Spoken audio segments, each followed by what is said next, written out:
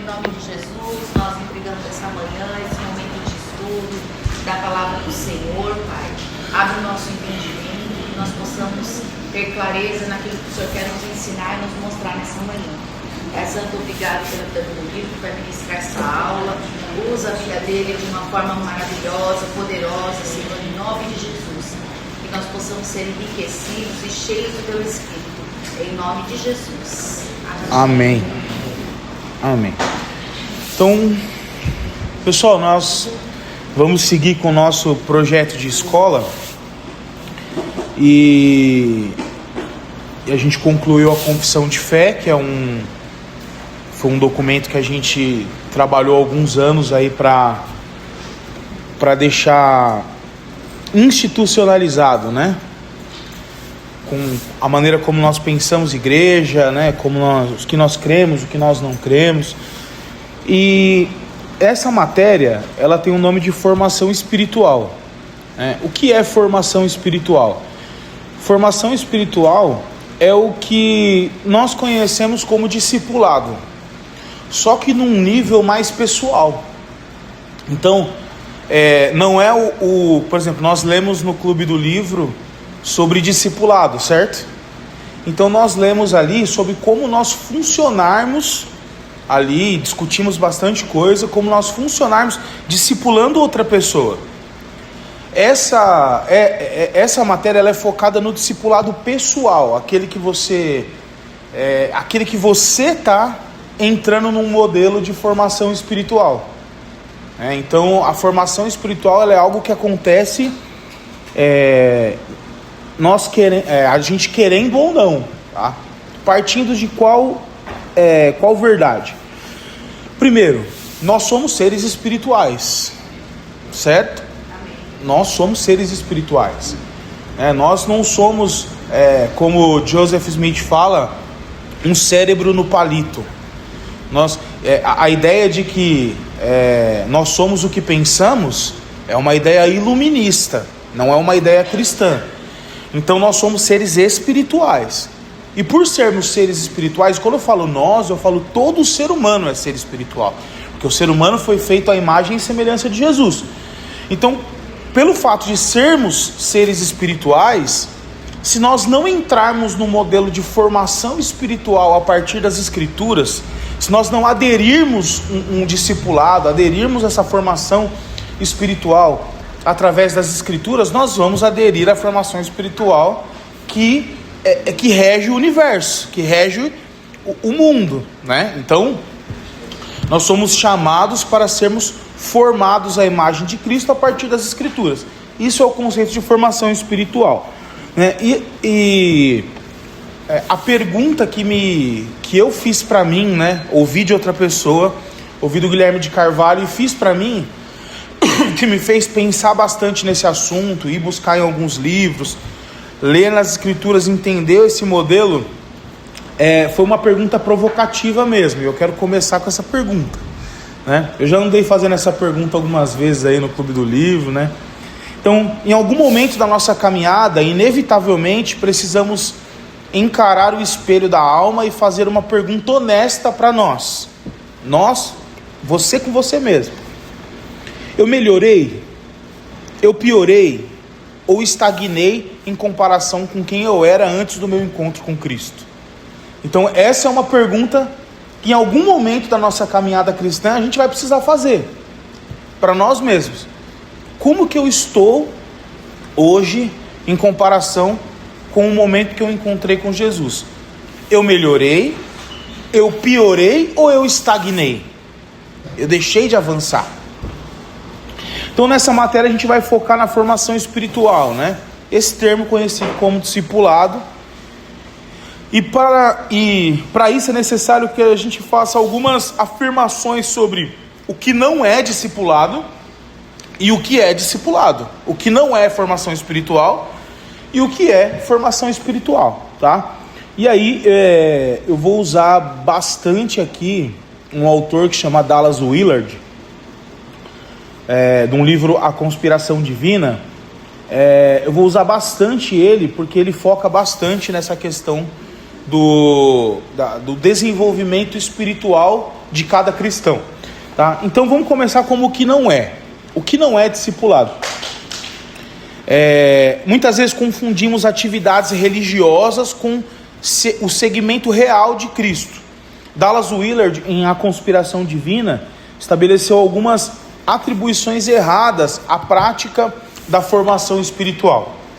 Então, o primeiro, formação espiritual ou discipulado não é gestão de pecados, não é gerir pecados, né? O Dallas Willard, ele criticava o que ele mesmo chamava evangelho de gestão de pecados, aonde o foco é apenas o perdão das ofensas e a garantia do céu, sem qualquer mudança de caráter ou vida aqui e agora. Então, é o que até na última pregação que eu fiz aqui na Páscoa, eu falei um pouco sobre isso, né? De que muitas vezes nós vivemos um recorte daquilo que Deus fez. Um recorte, né? Deus tem uma obra, um projeto muito maior, que é de renovação de todas as coisas, né? Ele por meio de Cristo, o Pai reconciliou todas as coisas consigo. E às vezes a gente vive um evangelho assim: o sangue de Jesus, ele garante a minha salvação. Ou seja, está administrando pecados perdoados. E assim, isso não é uma mentira. Realmente, o seu pecado de ontem, de hoje e de amanhã está perdoado. O sangue de Jesus, ele é muito mais poderoso do que os nossos pecados, a menos que, conforme a nossa confissão de fé, nós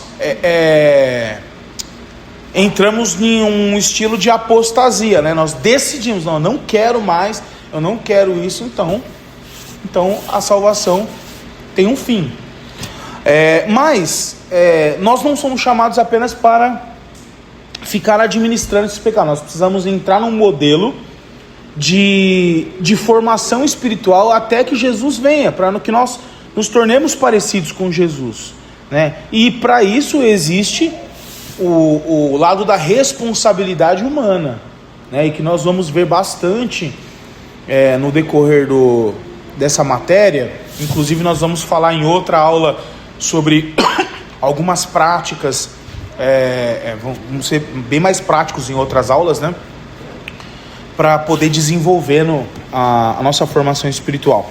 Uma outra coisa que não é formação espiritual, não é uma opção para cristãos de elite. Que às vezes a gente fica pensando: não, mas isso daí é para quem? É pro vizinho lá, é pro pastor, é pro bispo, é pro cara que cuida de várias igrejas, né? Então o Dallas Willard, ele rejeitava a ideia de que existem cristãos comuns, né? Que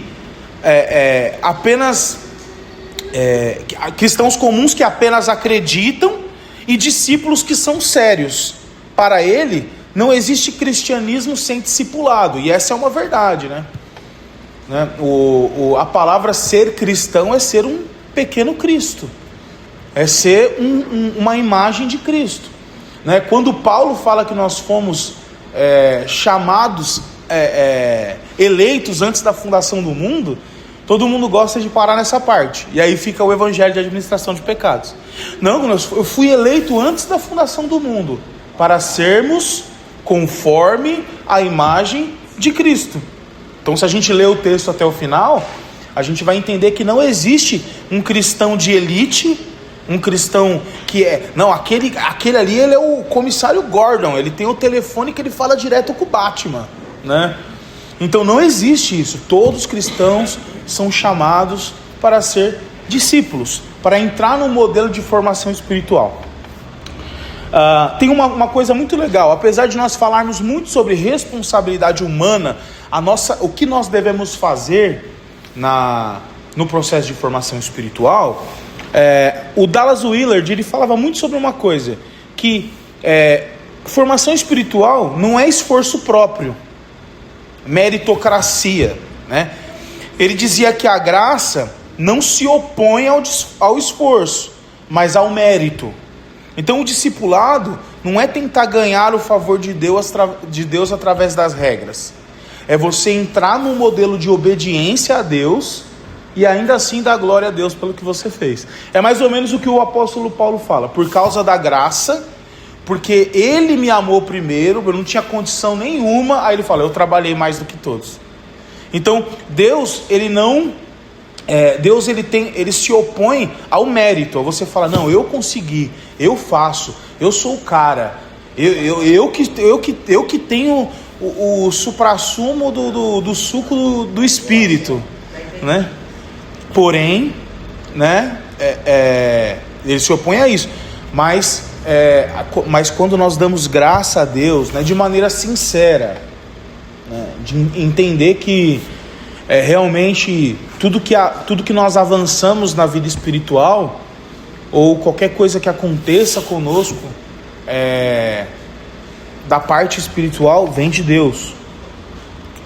E também uma coisa muito interessante, que a formação espiritual, ela não é apenas um conhecimento intelectual. Não se trata de concordar com dogmas ou passar em um teste de teologia, mas transformar a mente. É algo que precisa ser real. Então, o cristianismo,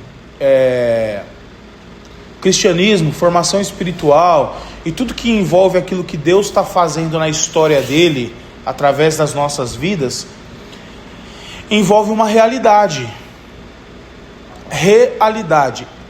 Irmãos, nós não estamos aqui discutindo um modelo filosófico. Nós não estamos aqui aprendendo como os 7 passos para você conseguir alcançar maturidade espiritual. Na verdade, o que nós estamos fazendo aqui é tratar de assuntos, e isso envolve a mente, porque nós temos uma mente, Deus nos deu uma mente, o Espírito tem uma mente, as Escrituras dizem, então envolve uma mente, porém é algo muito mais voltado para desenvolvermos hábitos espirituais, a práticas espirituais que vão nos formando no decorrer da história. Amém? Vocês estão comigo? Amém. Tá tudo tranquilo? Beleza. Qualquer coisa, se vocês tiverem alguma pergunta, vocês perguntam para o pastor Paulo. Então, o que é formação espiritual ou discipulado, né? Então, o Willard, né, ele definia o discipulado como um processo de ser transformado de dentro para fora. Então, viver a vida de Jesus é viver no seu lugar. A definição clássica, né, que ele usa ali no livro A Conspiração Divina, é que o discípulo é aquele que está com Jesus para aprender a ser como ele. Isso significa perguntar: como Jesus faria o meu trabalho? Cuidaria da minha família ou reagiria no trânsito se fosse eu? Então, o trânsito é a maior prova, né? Como eu venho de Uber, mas aí tem que esperar o Uber. Intercedendo.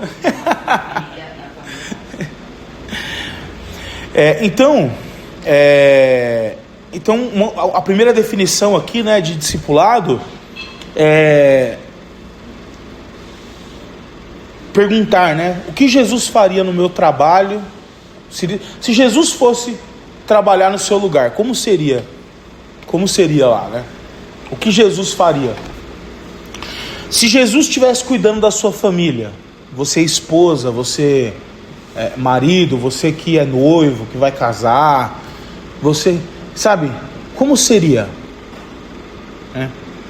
E se ele estivesse dirigindo no seu lugar, como seria? Então é basicamente isso. Você percebe que são coisas ordinárias, que são coisas do dia a dia, mas coisas práticas. É mais ou menos por esse caminho que a gente vai. Então o discipulado também, ele é treinamento e não apenas tentativa. O discípulo usa disciplinas espirituais para ser moldado, né? Solitude, silêncio, oração, jejum. Então nós não simplesmente temos um impulso sagrado e do nada a gente se torna uma pessoa mais madura espiritualmente. Nós entramos no modelo de treinamento. Como que é isso? Através das disciplinas espirituais. Solitude, você ficar a sós com as escrituras. O silêncio é muito importante. Esses dias eu não lembro aonde comentei. Nossa, eu estava muito incomodado, porque antes de eu sair desse emprego, eu estipulei uma rotina, um hábito, para me ajudar nessa formação. Então eu acordava de manhã, cedinho, passava um café, fazia o meu devocional usando o lecionário. Aí eu saía de casa com um fone de ouvido, ia até o ponto de ônibus na Visconde ali de São Caetano, uns 10 minutos de caminhada mais ou menos, porque eu sou gordo, se fosse mais magro era uns 5. E eu ouvindo uma música. Aí chegava no ponto de ônibus, a primeira coisa que eu fazia, abria o livro, leitura que eu estava fazendo. Entrava no ônibus lendo, chegava na porta, o ônibus parava na porta de casa, do trabalho, parava a leitura, ia trabalhar, horário do almoço, livro. Na hora da volta, entrava no ônibus, o livro. Beleza. Aqui começou a me incomodar. Eu falei, quando que eu fico em silêncio um pouco? Sem nenhuma... Porque assim, a gente está todo o tempo com alguma informação. Ou a gente está na rede social, ou a gente está no trabalho recebendo e dando informação, ou a gente... ou tô lendo alguma coisa, ou tá escutando alguma coisa, a minha cabeça não para, meu coração não para. Então aí eu falei assim, então pelo menos na caminhada eu quero ouvir o canto dos passarinhos, eu quero olhar lá o ipê florescendo lá no caminho. Então eu removi o fone de ouvido para poder, porque o silêncio faz parte, né? Aí a gente é difícil a gente entrar num modelo de silêncio, porque a gente quer sempre falar alguma coisa, quer sempre ouvir alguma coisa. Nosso cérebro está tanto em atividade que às vezes a gente não consegue desacelerar, acalmar e perceber a realidade de Deus ao nosso redor. E para mim, essa é a minha opinião, o silêncio, principalmente por conta do meu temperamento, sou sanguíneo, sempre falando, provocando, né? Eu gosto muito de provocar. Então, para mim é o mais difícil. Então, são como ritos, né, ou ritmos de santidade, mas como ferramentas para treinar o corpo e a mente para que a obediência se torne natural. Então, à medida que a gente começa a praticar as disciplinas, o jejum, a oração, a leitura, o silêncio, a solitude, essas coisas vão treinando o nosso corpo para que a gente entre num modelo de obediência natural. Até aqui tudo bem? Tudo certo? Então, e também é um aprendizado constante. É um relacionamento entre mestre e aprendiz. O foco na aprendizagem prática de viver o reino de Deus enquanto ainda estamos aqui na terra. Então, esse modelo de formação espiritual, de cristianismo, ele não é um modelo escapista. O que é um modelo escapista? Existem algumas vertentes teológicas que dizem assim: tudo bem quando nós estivermos na glória, e é isso, e realmente lá vai ser muito melhor. Mas quando nós olhamos principalmente para o Sermão do Monte, que é ali que é a constituição do reino, Jesus ele não dá um ensino para o seu povo, e ali ele não está falando exclusivamente para os discípulos. Eu não sei se você lembra, mas existe uma multidão enorme ali. Quando você olha para o Sermão do Reino, ele foi construído por Jesus para ser praticável, o modelo que nós precisamos viver hoje, aqui. Por meio de quem? Por meio do Espírito, pela graça de Deus, mas praticável. E também ele é transformação da vontade, é o processo de alinhar os nossos desejos e os nossos pensamentos com os de Deus, até que agir como Cristo se torne natural. Então você vai treinando tanto o seu coração nas escrituras, no jejum, no silêncio, na prática, sabe, da vida em comunhão. Você entra nesse modelo de viver uma família espiritual, sabe, de que, cara, você vai ter que respeitar o outro, você vai ter que entender que nem todo mundo é igual a você, não pensa como você. Aí você vem aqui na igreja, você começa, tudo é pensado nisso. Você vai ler lá um texto com todo mundo em unanimidade, aquilo de gota em gota, domingo após domingo, na oração comunitária vai formando em você o princípio de unidade, que você faz parte de um corpo muito maior do que você, de que você não é igreja sozinho e tal. Você percebe a liturgia do culto, o pequeno grupo, a oração, o devocional, o cantar junto, o ler um salmo junto, o participar de uma aula, o comer junto, sentar numa mesa, comer, dividir um café da manhã. Tudo isso vai formando a gente para entender de que o que é a vida cristã? A vida cristã é toda a realidade e não uma visita ao domingo. Entende? Amém. Então, transformação da vontade. Nossa vontade, os nossos desejos, eles começam a ser parametrizados com os desejos e a vontade de Cristo. E o processo de formação espiritual, ele meio que segue uma ordem. Ele segue uma ordem, né? Então, qual que é a primeira? A visão de Deus, ver a beleza de Jesus e do reino de Deus. Deixa eu ver como que eu vou falar isso. Existe um termo na teologia pouco explorado, que chama visão beatífica. Visão beatífica é a visão de Deus, a visão da glória de Deus, do trono de Deus, da santidade de Deus. Isaías 6, capítulo 6. Lembra? Quem pode abrir? Isaías capítulo de número 6, por favor. Eu queria ir mais rápido, mas não dá, né?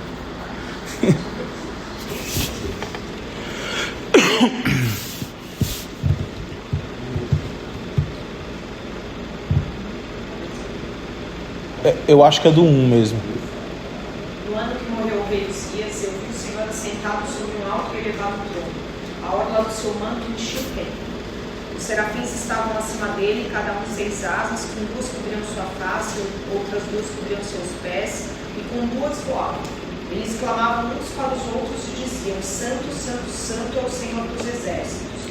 Toda a terra está cheia da tua glória. E as bases das portas se agitaram com a voz do que clamava, e a casa se encheu de fumaça. Então eu disse: ai de mim, que vou perecer, porque sou um homem de lábios impuros e vivo entre um povo de impuros lábios. E meus olhos viram o Rei, o Senhor dos exércitos. Então um dos serafins voou para mim, trazendo em sua mão uma brasa viva, que havia tirado do altar como um tenaz. Tocou a minha boca e disse: eis que isto tocou os teus lábios, e a tua iniquidade foi removida. Teu pecado foi apagado. Depois ouvi a voz do Senhor dizendo: quem enviarei e quem irá por nós?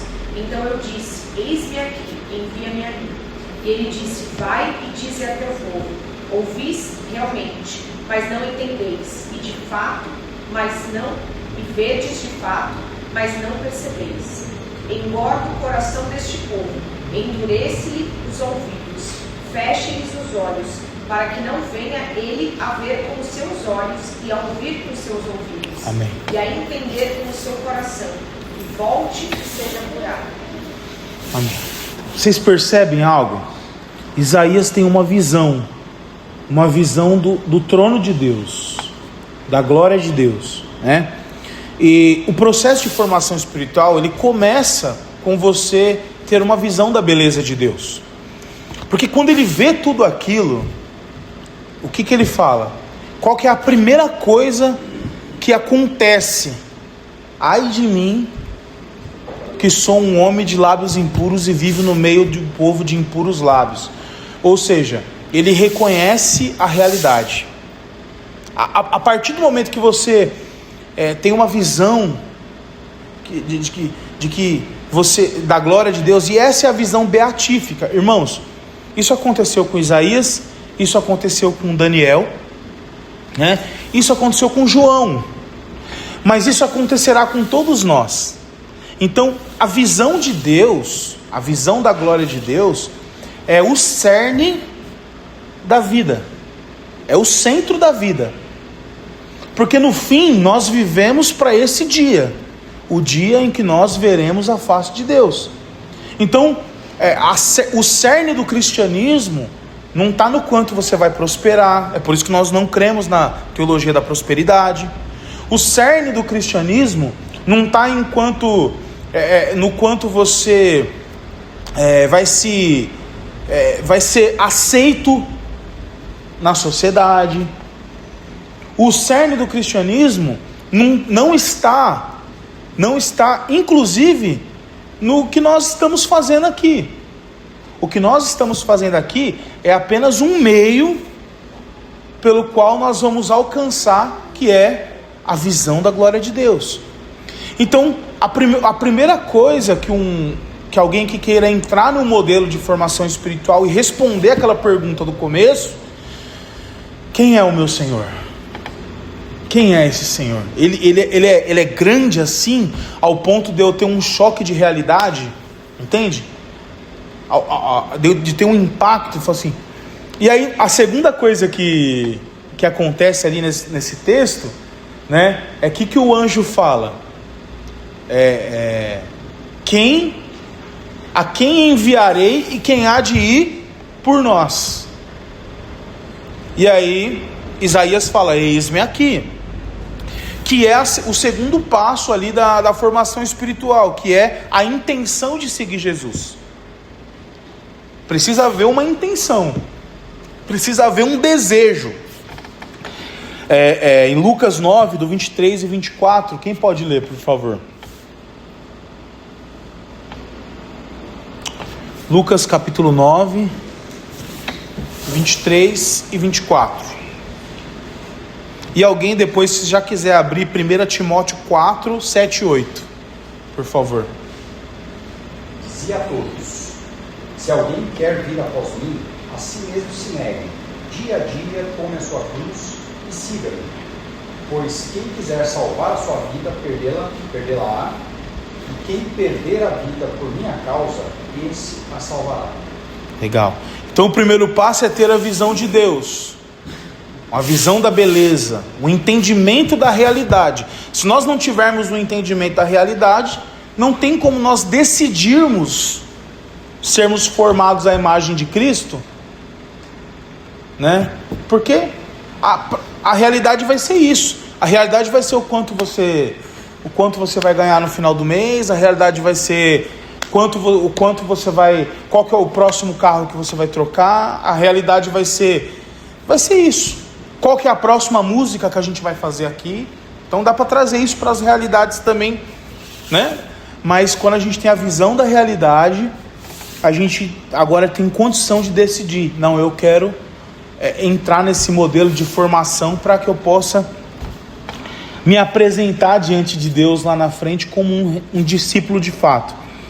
E o terceiro é um método. Como que a gente faz isso? Porque existe um método, existe um modelo segundo as Escrituras. 1 Timóteo 4, do 7 ao 8. Quem abriu, por favor? Mas não tenha nada a ver com as leis pagãs e tolas, para progredir na vida cristã. Faça sempre exercícios espirituais, pois os exercícios físicos têm alguma utilidade, mas o exercício espiritual tem valor para tudo, porque o seu resultado é a vida, tanto agora como no futuro. Tá vendo? Não precisa fazer academia. Tá na Bíblia. Eu sabia. Você sabia, pastora? Eu também sabia. É muito de Deus isso daí. Uma coisa passando. Deixa eu complementar aqui. Deixa o pastor complementar, que agora vai puxar minha orelha. Obrigada, pastor. Paulo está fazendo uma ironia. Ah, é verdade. Porque ele sabia o quanto é proveitoso o exercício físico. E ele falou assim, não, ainda é pouco perto do exercício espiritual. Boa, é isso. Gente, é uma brincadeira, claro. Não sei se vocês perceberam, mas eu estou precisando me exercitar. Mas existe um modelo, né? Inclusive ele fala sobre progredir na vida espiritual, que é esse modelo de formação espiritual, que é se exercitar nas disciplinas espirituais, né? Que tem a ver com você desenvolver hábitos espirituais.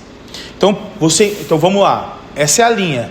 Eu entendo a realidade de que Deus não é um ser que fica lá no céu, né, e tal, mas que é um Deus que redimiu toda a realidade, redimiu todas as coisas, né, e que tem governo sobre todas as coisas, e que tem poder sobre todas as coisas, e que Jesus é o fim pelo qual o mundo está caminhando. Ou seja, um dia nós vamos dar de frente com Jesus, querendo ou não, seguindo formação espiritual ou não, nós vamos dar de frente com Jesus um dia. Então eu entendo isso, aí eu decido, eu quero entrar no modelo de formação espiritual. Então como? Exercendo disciplinas espirituais, ou seja, intencionalmente agora eu vou viver a minha vida e tudo que eu faço como Jesus estivesse fazendo, e desenvolvendo hábitos espirituais que vão modelando o meu coração e meu desejo, realinhando a minha mente, as minhas intenções, para que eu me torne parecido com Jesus. Percebe a linha? Tá claro? Legal. Então o discípulo é aquele que, em última análise, ele faz o que Jesus disse que deveria ser feito, porque ele se tornou o tipo de pessoa que faria isso naturalmente. E é claro que para começar a ser natural, vai ter que ser intencional. Você vai precisar entrar num modelo de desconforto, você vai precisar tomar decisões. Cara, eu preciso acordar mais cedo para fazer meu devocional. Tem que acordar. Tem que eliminar um pouco de sono para... Não tem outro jeito. Então em vez de eu ir lá na condução, no TikTok, eu vou fazer uma leitura. E você vai entrando nesse modelo. Vejamos como a formação espiritual se dá na história, percorrendo um breve resumo dos principais movimentos de renovação espiritual. Vamos fazer uma pausa, porque agora nessa segunda parte eu vou dar meio que um panorama dos movimentos de renovação espiritual, começando ali de Atos, tá? A segunda parte vai ser sobre isso, beleza? Aí a gente segue uma linha só. Então, vamos lá, pessoal. Então, o discípulo é aquele que, em última análise, faz o que Jesus disse que deveria ser feito, porque ele se tornou o tipo de pessoa que faria isso naturalmente. E cada período tem as suas dificuldades na história, né? Cada momento da história, na história da igreja, né, teve as suas dificuldades. Então, a gente vai meio que fazer um passeio aqui nos movimentos de renovação espiritual. Então, nós vamos percorrer a topografia, né, espiritual da igreja, né? O objetivo é entender como o Espírito Santo soprou em diferentes épocas para corrigir o curso do coração da igreja. Então, cada movimento de renovação espiritual na história trouxe realidades e percepções diferentes e correções diferentes que nos ajudam hoje. Porque lembra, existe uma história, a história de Deus. Então nós não podemos olhar para as nossas dificuldades, né? Que na próxima aula a gente vai falar mais sobre o nosso tempo. Mas vamos olhar a história, porque quando a gente olha para a cruz, a gente não olha para trás. Então vamos seguir ali depois da cruz ali, o que aconteceu, né? Então a história dos movimentos de renovação espiritual e as suas implicações na formação espiritual. O primeiro movimento de renovação espiritual depois da ressurreição de Jesus é o Pentecostes, né? que o que a gente pode chamar ali de modelo inaugural, né? No Pentecostes, Atos capítulo 2 ali, né? Eles perseveraram unânimes ali na oração, e Deus derrama o seu espírito ali sobre aqueles homens do cenáculo, e a partir dali Pedro já começa a pregar, 3.000 são convertidos e batizados ali e tal. Então ali, eu gosto muito desse contexto, né, de que o Pentecostes ele é a reversão de Babel, né? No Pentecostes, o Espírito rompe a barreira da linguagem e do etnocentrismo, né, que é o judeu era o único ali que tinha a propriedade do Espírito Santo, né? Então no Pentecostes ali é meio que a reversão do que aconteceu na Torre de Babel, né? No Pentecostes ali as línguas estranhas eram as línguas ali eram idiomáticas, né? Então o que estava falando em árabe entendeu o que estava falando em judeu, em hebraico, né? Então no Pentecostes ali há uma reversão ali, né? Dessa separação que Deus fez lá no Gênesis, que era na Torre de Babel. Porque lá na Torre de Babel, vamos lá, havia uma unidade para construir uma torre onde o homem seria o centro. Então Deus separa as línguas, confunde as línguas. No Pentecostes, ali, eles se uniram, eles estavam unânimes ali, em resposta ao que Jesus tinha pedido, para Deus ser o centro. Então quando Deus é o centro, o que ele faz? Ele faz a reversão daquilo que ele tinha feito em Babel. A salvação deixa de ser um egoísmo coletivo, né, com relação ali ao povo judeu, para se tornar uma missão global, tá? E também, uma coisa muito interessante que aconteceu ali em Atos, no Pentecostes, é a economia da generosidade. O impacto imediato na renovação espiritual, foi a partilha dos bens, né? Ali, automaticamente, eles começaram, não havia necessitados, eles viviam uns pelos outros, eles viviam em comunidade, né? Eles dividiam os seus bens, então ali não é que tem gente que fala que a igreja foi o começo do comunismo, não tem nada a ver com isso, né? Nós não somos político-partidários aqui, né? Mas a presença da justiça social no meio da igreja sempre foi presente, tá? Existe uma responsabilidade. Então, você falar de cristianismo e falar de ser humano sem pensar em justiça social é difícil, né? Porque nós precisamos olhar, né? O cristianismo sempre olhou para o mais pobre, mas nós não somos político-partidários, ok? A formação espiritual aqui, ela é indissociável à justiça social e do desapego material. Ela tem muito mais a ver com o coração, que não agora pensa só na construção do material, dos seus bens materiais, né?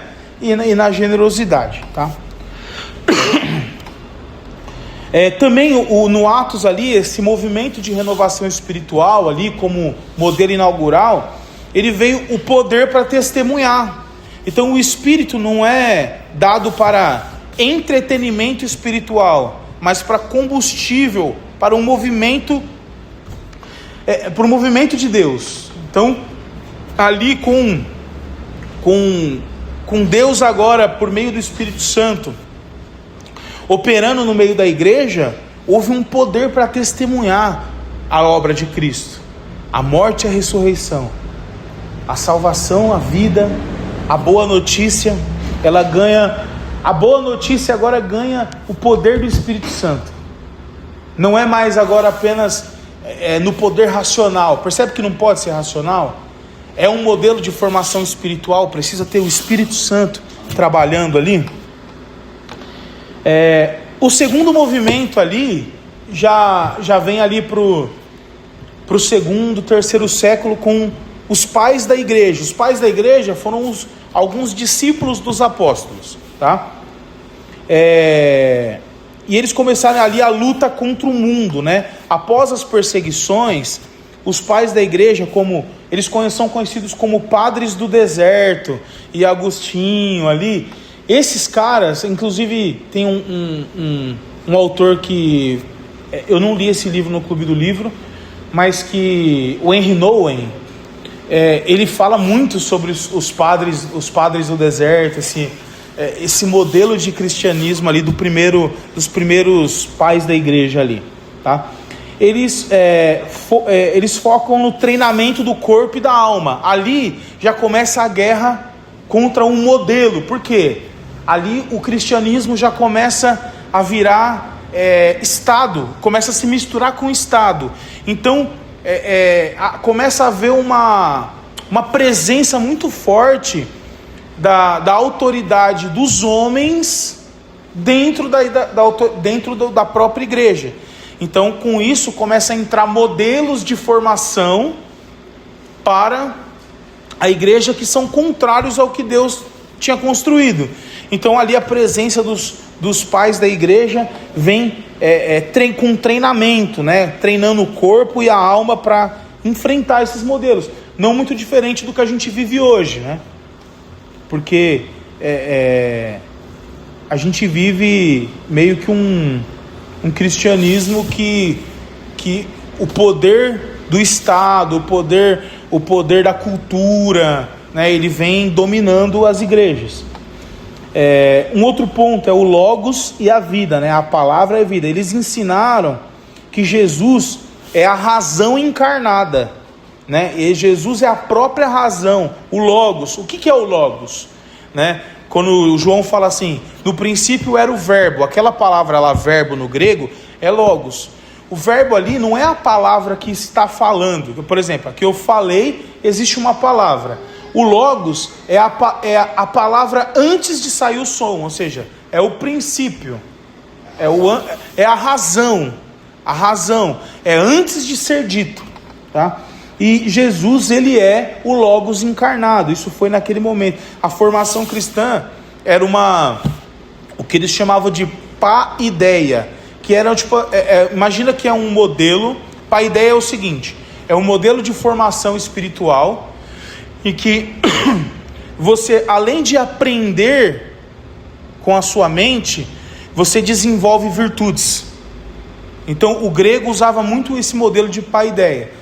Aprender com a mente, né, desenvolvendo virtudes práticas no dia a dia. Uma educação completa, na verdade, né, para refletir a Cristo. E também uma coisa muito legal, que ali começaram também a liturgia como âncoras.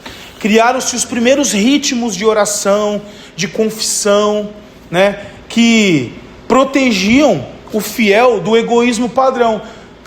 Então ali, naquele movimento ali, né, depois dos apóstolos, né, com os pais apóstolos, os pais apostólicos ali, começou os primeiros ritmos de liturgia, modelo de confissão de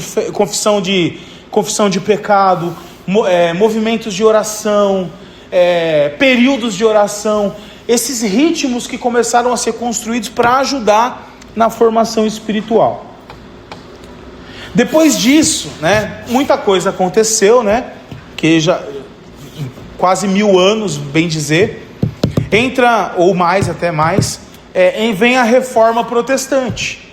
A Reforma Protestante também é um movimento de renovação espiritual. Na Reforma Protestante, acontece o resgate à palavra. O que acontece? Depois dos pais apóstolos ali, houve um período, inclusive, que o pessoal chama de a Era Escura, né? Era das Trevas, aonde a palavra ela ficou guardada no coração de monges, porque o cristianismo ele se tornou basicamente uma instituição do Estado, aonde o que determinava o que era certo e errado era o magistério da igreja ali. Então eles era pouca escritura, né? E muito regra que era de acordo com o que eles precisavam ali para os movimentos políticos e religiosos, mais políticos do que religiosos, tá? Mas Deus tem governo sobre tudo. Amém. E Deus vem com Martinho Lutero com um movimento de renovação espiritual chamado Reforma Protestante. O resgate da palavra, né, que é ali. Então, um dos principais pontos da Reforma Protestante foi somente as Escrituras, né, só a Escritura. A renovação veio pelo retorno às fontes. A formação espiritual foi democratizada. O fiel agora é formado pela leitura direta da palavra. Os cultos que eram ministrados em latim, o povo não sabia. Estava ali só cumprindo um ritmo ali, um mecanismo vazio. Ele passou a ser agora ministrado na língua natural das pessoas, né? Partindo ali, começou na Alemanha com Martinho Lutero, foi se estendendo ali para Genebra, na Suíça, e aí toda a Europa, e aí chegou até nós também, né? Começou... Mesma época que estavam descobrindo o Brasil, Sim. Os Estados Unidos. Sim. Né? E engraçado como as nossas convergem, né? Nessa mesma época se inventou a prensa, né? A impressão. A né? impressão de livros, né? Jornal. Jornal e tudo mais, que convergiu para que você pudesse ter a Bíblia na mão De todo mundo. Democratizada mesmo. Democratizar mais. Né? Com tecnologia e a vontade de Deus podem muitas vezes andar juntinho. Sim. Por isso que eu creio muito que é a história de Deus. A história de Deus. A descoberta da prensa eu acho a graça de Deus, é graça comum. Né? Porque ao mesmo tempo que ela é usada para imprimir a Bíblia, ela também é usada para imprimir, por exemplo, fake news, né? Não é verdade? Mas é o movimento de Deus na história para a formação do Cristo em nós. Tudo faz parte. Uma outra coisa muito interessante é o sacerdócio universal, né? A derrubada da barreira entre o clero, que era os magistrados lá de Roma, e os leigos, que era o povo comum, como a gente. Todo o trabalho ordinário, padeiro, sapateiro, magistrado, passa a ser um lugar de culto e formação. Então, esse sacerdócio universal, irmãos, isso é muito importante, você entender que você é um sacerdote de Deus. Cada crente é um ministro. É muito importante. Quando começou a pandemia, minha primeira percepção da pandemia foi: quem não entender que é um sacerdote vai sofrer muito com a pandemia. Quem depende do culto para ter relação com Deus, para ter intimidade com Deus, vai sofrer. A primeira percepção, e foi o que aconteceu. Muitos foram para a pandemia, começaram a pandemia numa pegada e rapidamente declinaram na fé. Muitos não voltaram, né? Porque isso foi construído na história. E também a teologia da cruz. Lutero nos lembra que Deus é encontrado no sofrimento e na fraqueza, combatendo a ideia de uma salvação baseada em méritos ou bem-estar próprio. Então a teologia da cruz foi algo muito vivo na Reforma Protestante e que também coopera para a nossa formação espiritual, né? Deus mostrando para nós que o nosso sofrimento, ele é um meio pelo qual nós encontramos graça. Porque se fosse pelos nossos méritos, pelos nossos esforços, pela nossa capacidade, nós não conseguiríamos de forma alguma progredir nenhum passo nesse ritmo de formação espiritual. Amém? Uma coisa muito legal que veio depois também é a igreja anglicana, que é a igreja da igreja inglesa, né? E eles são muito fortes na tradição que busca uma tradição que busca ser reacendida. Quem olha para uma igreja anglicana parece uma igreja católica, mas é uma igreja reformada. Então você olha lá, eles não abandonaram as roupas. Para eles tem tudo. As catedrais são ainda bem góticas e tal, principalmente porque existem muitas igrejas ali, sabe? São lindas, né? E são muito antigas, né? E eles preservaram algumas coisas assim que esteticamente me agrada. Eu acho que a gente devia colocar um vitral aqui, ó. Pastor Neto me dá as contas. Ó, e aí na igreja anglicana, ela carrega uma herança rica na liturgia e na teologia. Mas ao longo da história ela enfrentou o desafio de não permitir que a forma substitua a vida espiritual. Qual que é o desafio? Inclusive, por exemplo, nós temos um modelo agora de liturgia e que nós temos a oração comunitária, que é uma oração pronta ali, que nós lemos junto, que nós temos a leitura do salmo que nós lemos junto, né? Então, qual que é o nosso desafio? É não entrar no modelo da forma.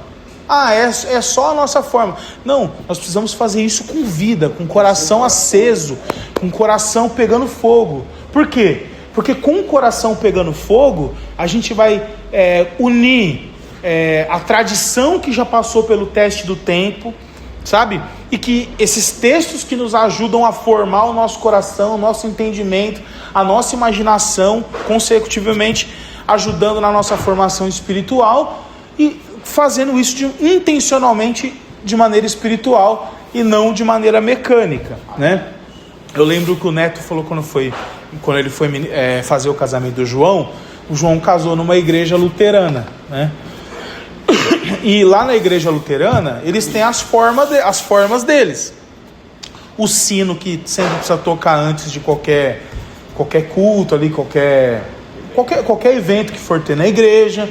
E aí eles têm 3 velinhas lá que eles acendem, né, simbolizando o Pai, o Filho e o Espírito Santo.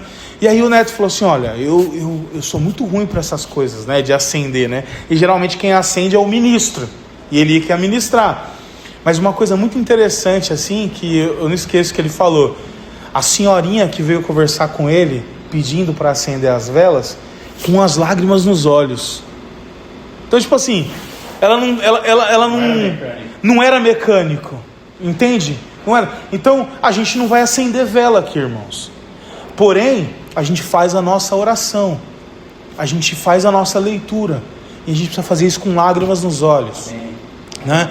Pegar como herança aquilo que passou no teste do tempo e que nos ajuda na nossa formação espiritual, intelectual, devocional, a nossa vida como um todo, né? E uma coisa muito interessante, que houve avivamentos dentro da estrutura anglicana.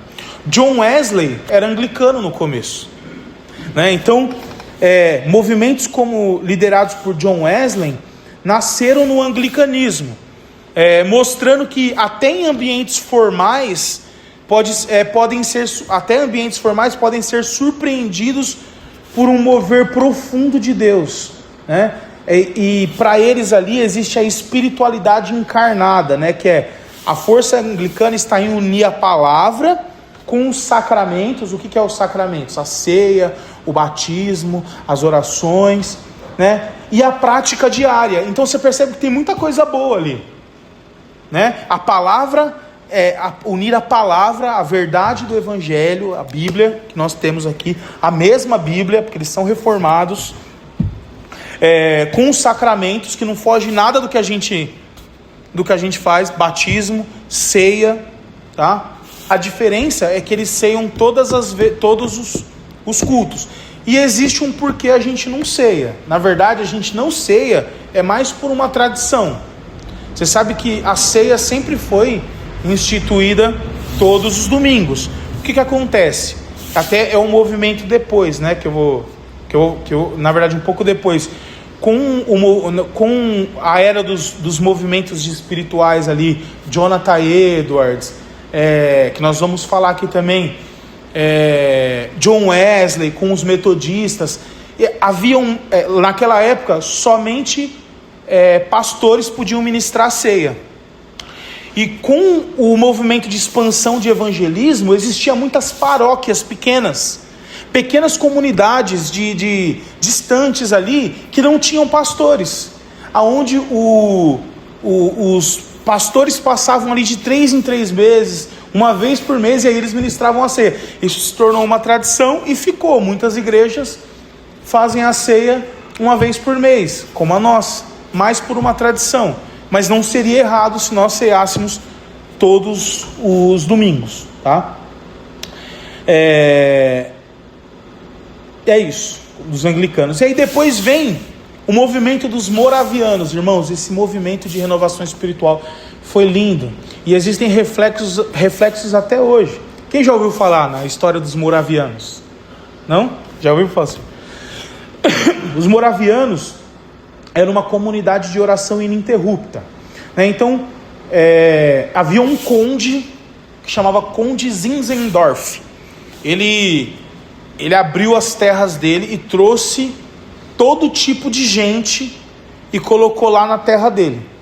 Cristãos, não cristãos, e colocou ali. Havia uma briga, eles viviam em comunidade brigando, e aí ele começou um movimento ali de discipulado e oração, ao ponto que eles começaram a ficar unidos.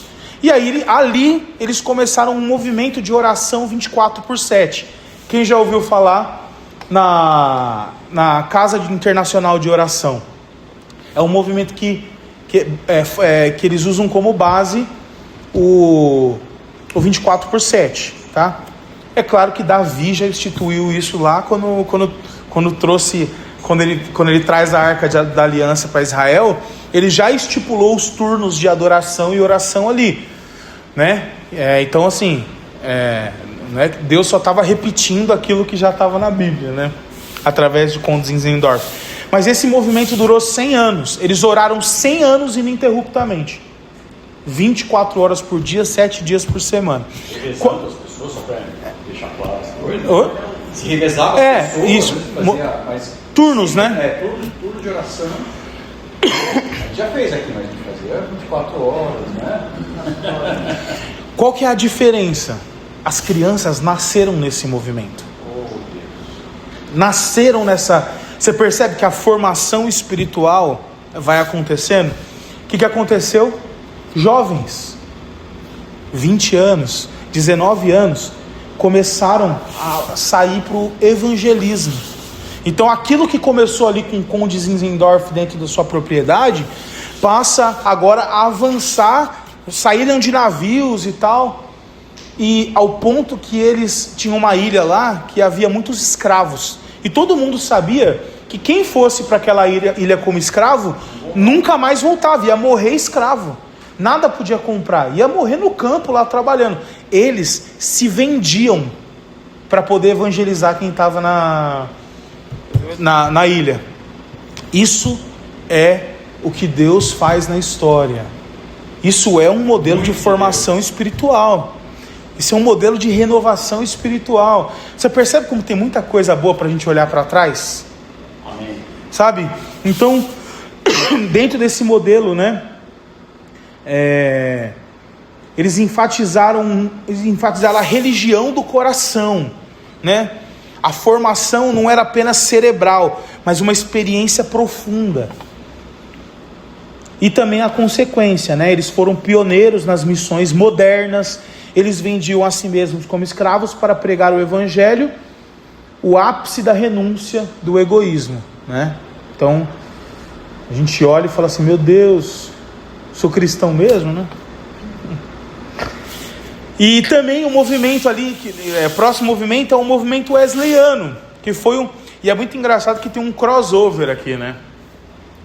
Porque o John Wesley, ele já estava na pegada, né? Pregando e vivendo um modelo ali o modelo de pequenos grupos. Ele fazia muitos pequenos grupos. Por isso que a ceia era ministrada de vez em quando, porque a igreja era reunida em pequenos grupos, em diversos lugares diferentes. Ele saía a cavalo. Pode falar, pastor.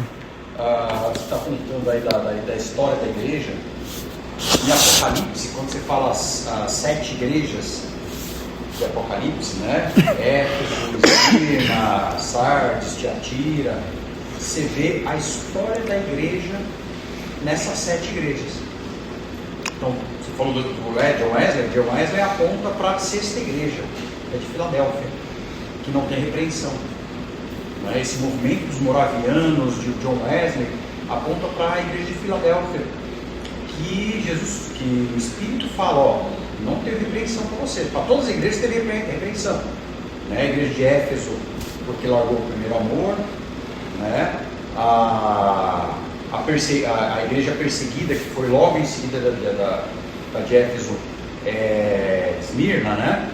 Eles eram perseguidos, mas alguns eles abrigavam ainda, né? Algumas heresias, né? A 3ª igreja, que é a igreja dos pais aí, do 3º século, né? Que é quando a igreja passa de perseguida a mandatária, estatal, né? Aí depois a 4ª igreja,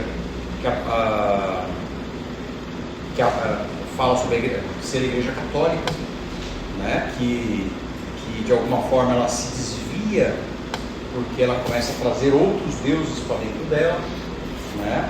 Depois disso vem a reforma protestante, que é a igreja de Éfeso, Esmirna, Tiatira, Éfeso, Esmirna, Sardes, Tiatira. Aí vem a igreja luterana, né? A igreja da Reforma, né? Que tem as suas... Você começa a olhar as características dessas 7 igrejas, você vê claramente, né? A história da igreja não tem. Então a 5ª igreja aponta para essa igreja de Lutero, que apesar de parecer viva, ela é morta, né? É uma igreja que não tem um avivamento, né? A 6ª igreja, que é de Filadélfia, ela não tem repreensão. É uma igreja, embora seja pobre, ela é rica. Embora ela seja pobre, ela venceu o mundo, né?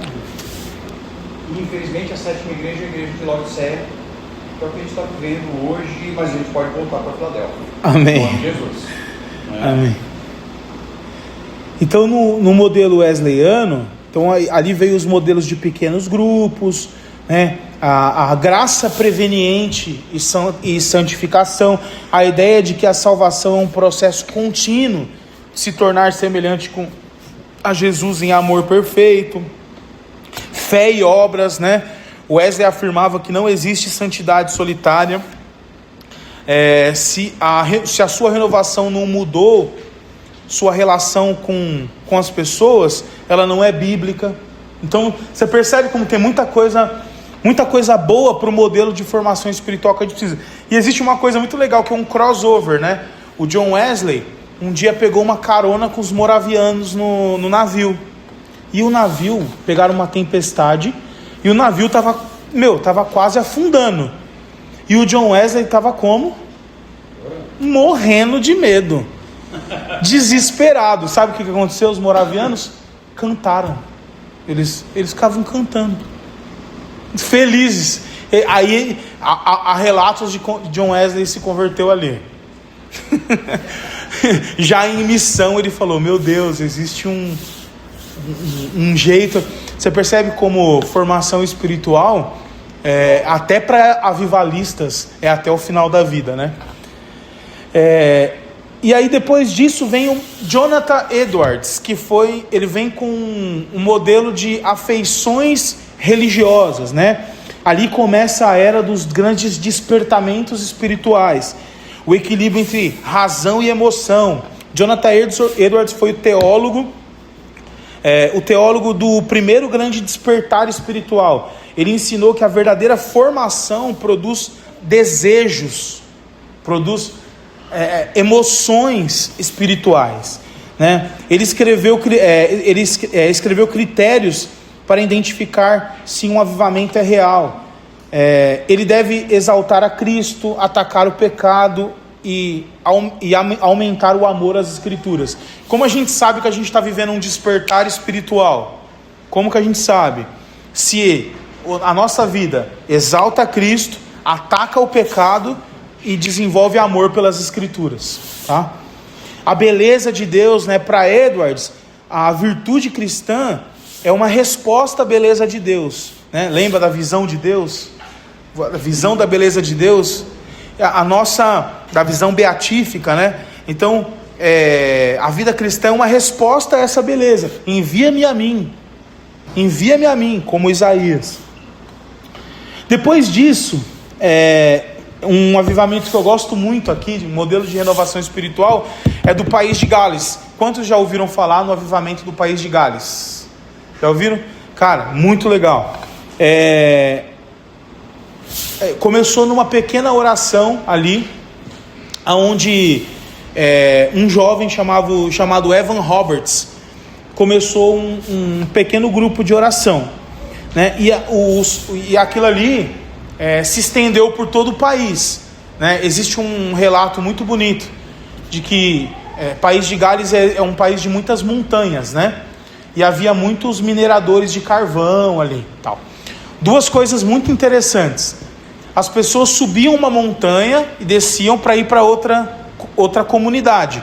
Enquanto eles subiam uma montanha, eles estavam ouvindo a canção daqui desse lado. Conforme ia chegando no topo da montanha, ia ficando mais baixo, né, por conta da distância. Mas eles já começavam a ouvir a canção da próxima comunidade. Havia muito um movimento de confissão de pecado. As pessoas estavam em casa e saíam na rua procurando alguém para confessar pecado. Os cavalos deixaram de responder aos donos, porque aqueles que eram arrogantes, falavam palavrão, falavam de uma maneira muito brusca, eles mudaram como eles falavam. Então os cavalos não entendiam mais os comandos. Então um dos grandes sinais de um avivamento, de gente que entrou em um modelo de formação espiritual, é que a sociedade começa a sentir, né? Vamos seguindo. Depois do país de Gales, houve um movimento chamado avivamento da Rua Azusa. Quem já ouviu falar? Muito parecido com o movimento com o avivamento do país de Gales. O William Seymour, que foi um pastor ali, que ele era conhecido como o Messias entre os humildes. Um avivamento pentecostal, né? Começou no estábulo, transformado em missão, liderado por filhos de escravos.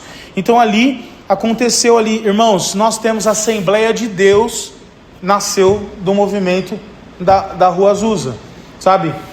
Os plantadores da Assembleia de Deus no Brasil foram pessoas que foram enviadas do movimento da Rua Azusa, ali perto de 1900 e tal. Vou dar uma corrida aqui, tá?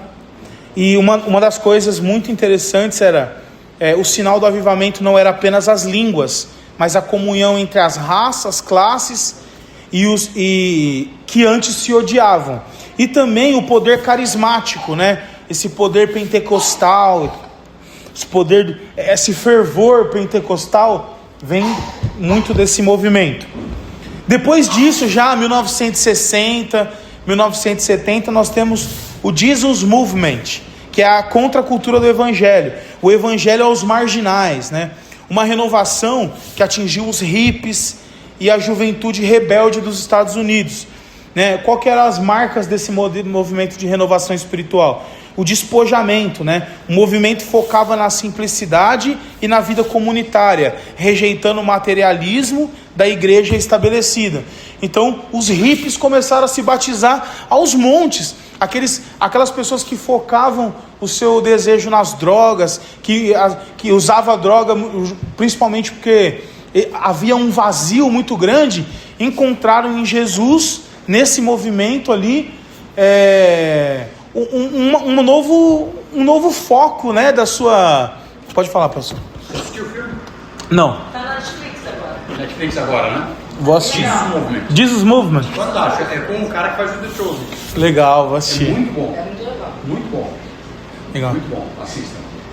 Nesse período aqui, sabe, Beatles no auge, né? Tipo, Só tomando LSD. tomando LSD, aquela música do Beatles Imagine Me? Imagine Me, que tem muito como o homem no centro e tal. Então você percebe que toda a cultura ela era desfavorável para a igreja, e Deus sopra um movimento de renovação espiritual no meio dessa cultura, né? A música e linguagem trouxe uma nova forma de expressar, isso é muito interessante, né? Expressar a fé, provando que a mensagem eterna de Cristo pode habitar em novas formas culturais. Então começa agora tem guitarra, começa a ter os violões, a música em formato de rock, vem daí. Na sequência, o movimento das comunidades carismáticas, que é o nascimento da Vineyard. Quem conhece Vineyard? Só os cristãos da casa de Cornélio aqui, né? Não conhece? Só os que estavam lá com o Pedro, né? Na Vineyard, né, com John Wimber, eles focavam muito a prática, né? Fazer as coisas. A formação espiritual era aprender a orar pelos enfermos, a ouvir a voz de Deus. Eles focavam muito de ser formado espiritualmente fazendo, indo lá, orando, evangelizando. Isso era o foco ali. Adoração íntima e profunda, né? E teologia do reino. Enfatizavam muito o já e o ainda não. Ali eles já enfatizavam bastante, né? O que dá equilíbrio para buscar milagres sem perder a paciência na tribulação. O que é o já e o ainda não? A gente fala bastante disso aqui, né? Já estou em Cristo, ainda estou num processo de formação. Então o reino de Deus tem o já e o ainda não. Todas as coisas já me foram dadas, mas ainda não conquistei. Entende? Então você percebe que é o já e o ainda não. E chegamos agora ao nosso tempo, né?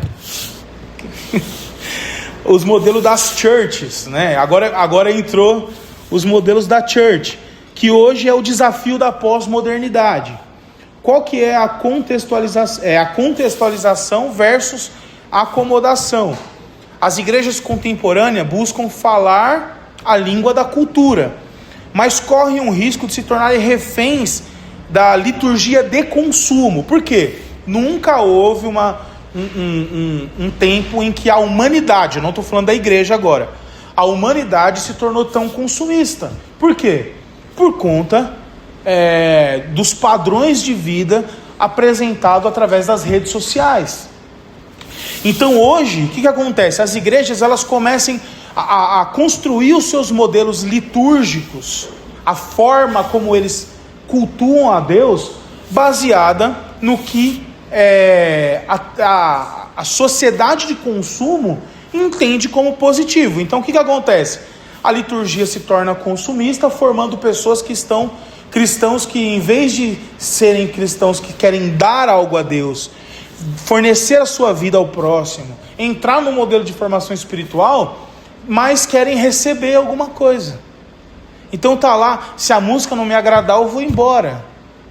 Se a estética da igreja não me agradar, eu vou embora.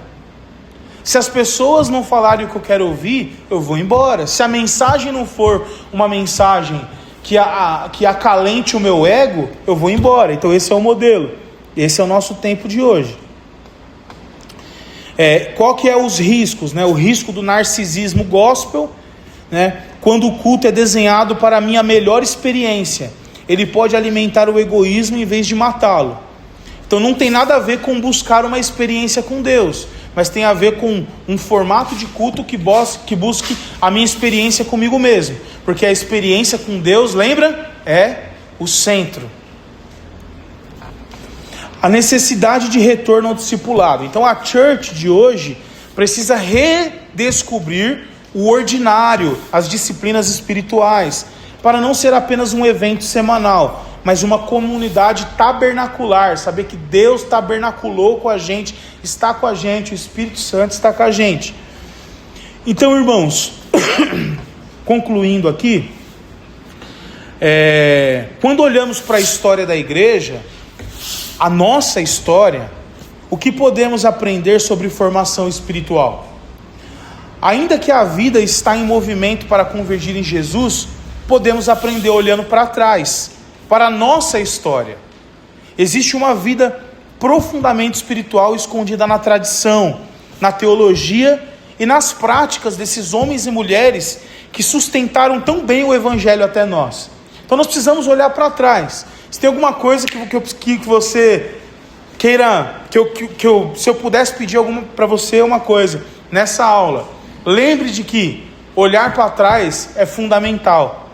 Existe muita coisa na história que Deus construiu que a gente precisa olhar e trazer para a gente aplicar novamente, né? Com isso, baseado em tudo que vimos aqui, fica a pergunta novamente. Em algum momento da nossa caminhada, inevitavelmente, precisamos encarar o espelho da alma e fazer uma pergunta honesta a nós mesmos. Eu melhorei? Eu piorei? Eu estagnei em comparação com quem eu era antes do meu encontro com Cristo? Então, lembra, resumindo, discipulado é entender o que Jesus fez, aprender a andar com Jesus, com o que Jesus faria no meu lugar. Na história, Deus nos deu alguns movimentos de renovação espiritual que comprovam que algumas práticas mudaram sociedades, mudaram a vida das pessoas e trouxeram o evangelho até nós. E aí, baseado nisso, né, a lição de casa, né, para a próxima reunião daqui a um mês, refletirmos nisso. Eu melhorei? Eu estagnei? Ou eu piorei? Como eu posso... um livro clássico, né? Em meus passos, o que Jesus faria? É um livro clássico. Amém? Amém. Alguém quer fazer alguma consideração? Falar alguma coisa? Pode falar. Olhar para trás também é bom para nós. Sim. A nossa vida mesmo também olhar para trás. No sentido de você, de preferência, não para acusação. Sim. Mas no sentido que o salmista fala, não deixe, Senhor, que eu esqueça de nenhum dos benefícios que o Senhor fez sobre a minha vida. Amém. Posso esquecer. Posso esquecer do dia que eu fui batizado. Posso esquecer do dia que eu levantei minha mão. Posso esquecer dos milagres que Deus fez na minha vida. Posso esquecer da bondade dele, de colocar irmãos abençoados ao nosso redor. Então também olhar para trás na nossa própria vida, mas com gratidão, é importantíssimo para a gente fazer. A gente poderia olhar toda essa história aí e ver as falhas, Sim. os problemas, as perseguições, as quedas, mas a gente olha para o passado da igreja e vê Deus escrevendo uma história. Eu preciso olhar para o meu passado e descobrir que Deus está escrevendo uma história na minha vida. E olhar. E que nós vamos encontrar os moravianos também. Amém. Em nome de Jesus. Vai ser bom demais conversar com eles. Vai ser. Então, gente, é isso, né? A intenção dessa escola dessa primeira aula era a gente entender o que não é e o que é, e ter um olhar para a história. O que Deus está fazendo na história a partir da ressurreição. E aí, nas próximas, a gente vai começar a falar de coisas mais práticas pontualmente. Tá bom? Amém. Adeus. Tem, eu vou também postar o áudio a gente vai postar no YouTube da igreja. É glória. Quem pode orar? Um de cada vez. Senhor, obrigado, Pai, pela Tua presença. Obrigado por essa aula. Pai, abençoa o nosso coração. Dá-nos espírito de revelação e de sabedoria. E que nós possamos aqui ter um culto abençoado. Em nome de Jesus. Amém. Glória a Deus.